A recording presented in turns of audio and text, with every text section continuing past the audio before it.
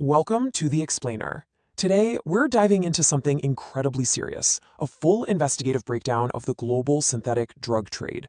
We're going to map out an industry that's highly complex, constantly adapting, and frankly, incredibly lethal. You see, this isn't just a story about contraband. It's a look into a massive shadow economy that bridges continents. It connects legitimate corporate industries with ruthless transnational criminal organizations, and it is fundamentally altering public health on a massive scale.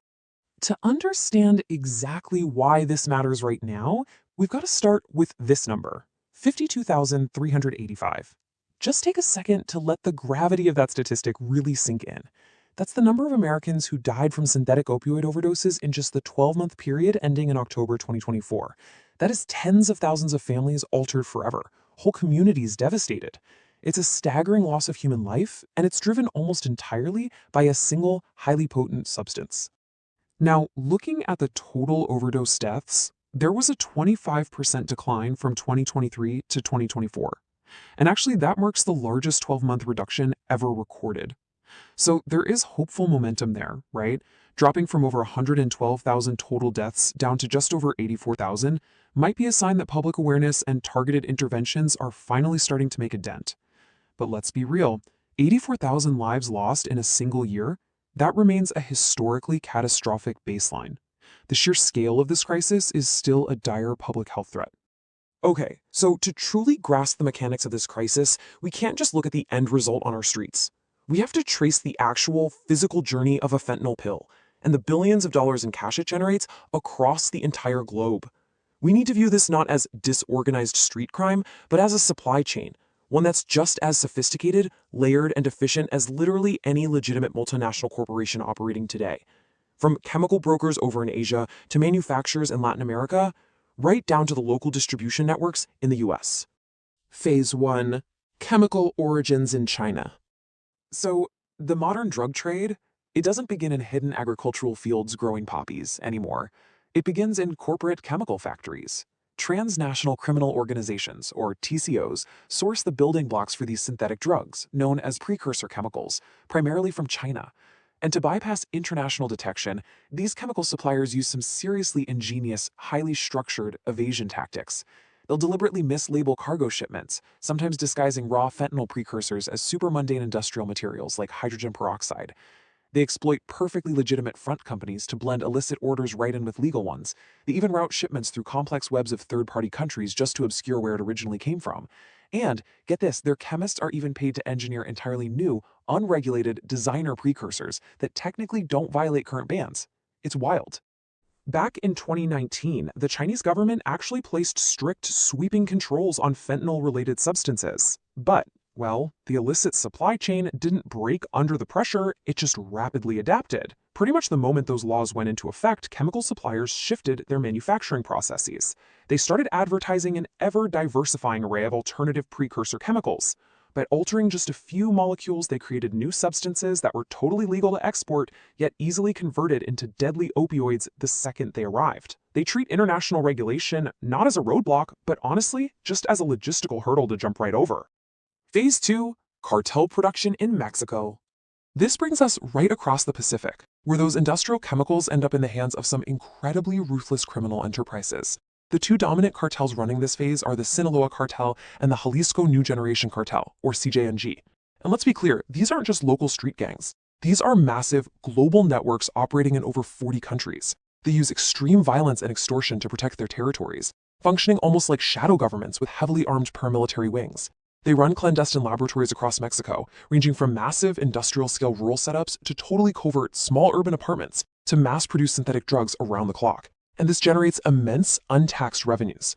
But the absolutely crucial point here is understanding exactly what it is they're mass-producing and how it completely flips the economics of drug trafficking on its head. Fentanyl is so extraordinarily powerful that just 2 milligrams can be a lethal dose for an average person. To put that into perspective, 2 milligrams is an amount small enough to literally fit right on the tip of a standard pencil. Because it's entirely synthetic, cartels don't have to rely on unpredictable weather, crop cycles, or huge tracts of land anymore. They just need a small lab and the right chemical recipe to churn out millions of potentially lethal doses. And this really brilliantly illustrates the danger. When you compare authentic M30 prescription pills to fake fentanyl-laced counterfeits, the deception is terrifying.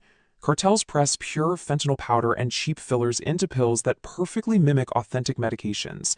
To the naked eye, the color, the stamping, the shape, they are virtually indistinguishable from a pill you'd pick up at a legitimate licensed pharmacy. Now, why this matters to you and your community is the sheer, overwhelming volume of this hidden threat. According to the DEA, approximately 5 out of 10 fake pills they test currently contain 2 milligrams or more of fentanyl. That means half of the counterfeit pills circulating out there could be instantly lethal. It's essentially a terrifying game of Russian roulette for unsuspecting buyers. Teenagers or young adults might think they're taking a standard painkiller or an anxiety medication they bought from a friend, but they are unwittingly taking a massive, often fatal gamble with their lives. Phase 3. Smuggling and U.S. distribution. So once manufactured, the product enters the smuggling phase. The challenge for the cartels now is breaching the United States border. Surprisingly, over 90% of interdicted fentanyl is actually stopped at official legal ports of entry along the southwest border, primarily in places like California and Arizona. Cartels leverage their geographic power to smuggle these highly concentrated drugs by hiding them deep within massive tractor-trailer cargo, stuffing them inside the door panels of privately owned vehicles driven by U.S. citizens, strapping them to human couriers, or mixing them into regular commercial shipping channels. Because fentanyl is so incredibly potent, they really only need to successfully smuggle a microscopic physical amount hidden in a massive haystack of legitimate daily commerce to generate enormous downstream profits. Once inside the US, Mexican cartels generally hand the product off to highly decentralized domestic trafficking networks. And retail distribution today? It often happens right in the palm of your hand. Encrypted messaging applications are frequently used to negotiate fentanyl sales directly. Local dealers don't even need to stand on physical street corners anymore. They rely on familiar social media platforms and encrypted apps to advertise their counterfeit pills directly to young, unsuspecting buyers, right from the safety of their suburban bedrooms.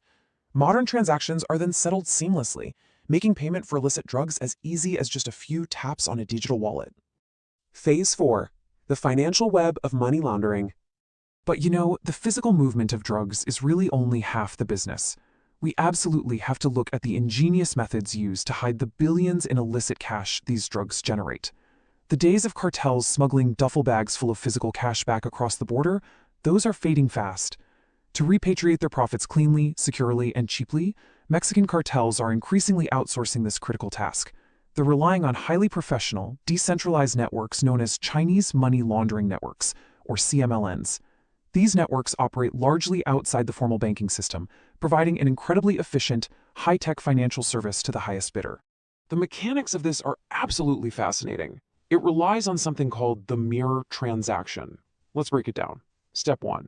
A cartel associate in the United States delivers bulk drug cash to a CMLN operative. Step 2. The CMLN immediately credits the cartel's shadow accounts in Mexico with local currency. The cartels get their money instantly, which completely minimizes their risk. Step 3.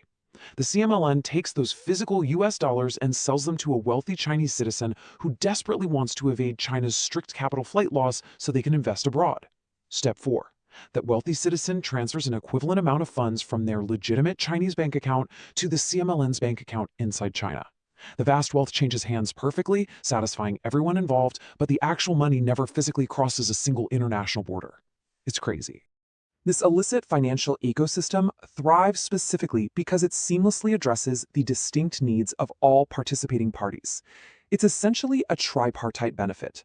First, the Chinese money laundering networks get massive liquidity and collect lucrative operational fees for facilitating the whole exchange. Second, wealthy Chinese citizens successfully evade strict currency controls, allowing them to quietly buy up US real estate or maybe fund foreign tuition. And finally, the Mexican cartels get exactly what they need: clean, obscure drug proceeds deposited right into their home accounts, completely avoiding the traditional law enforcement risks of smuggling bulk cash. Dismantling a global machine. So, how exactly do you stop a shadow economy that is this efficient and this deeply entrenched? International law enforcement faces a massive, interconnected geopolitical challenge here. Authorities are fighting back by shifting away from low-level street busts, and instead, they're targeting the global supply chain's absolute choke points. They're aggressively sanctioning international chemical companies, seizing illicit digital and physical assets, forming massive multi-agency global task forces, and relentlessly pursuing the successful extradition of high-ranking cartel leaders from Mexico, so they finally face justice in the US judicial system. But the grim reality is, this remains a constantly shifting target. As cartels and specialized money launderers rapidly adapt to new enforcement tactics, finding new chemical recipes, engineering new smuggling routes, and exploiting new financial loopholes, it leaves us with a really critical, urgent question to consider. Can global authorities genuinely evolve fast enough to permanently break this lethal supply chain before the next, even more potent synthetic threat emerges?